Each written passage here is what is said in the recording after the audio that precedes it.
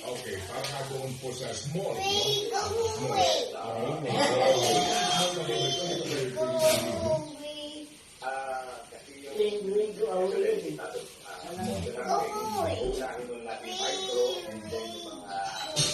Small. Okay, so micro, small, and medium. So, hindi ka na pwede large scale.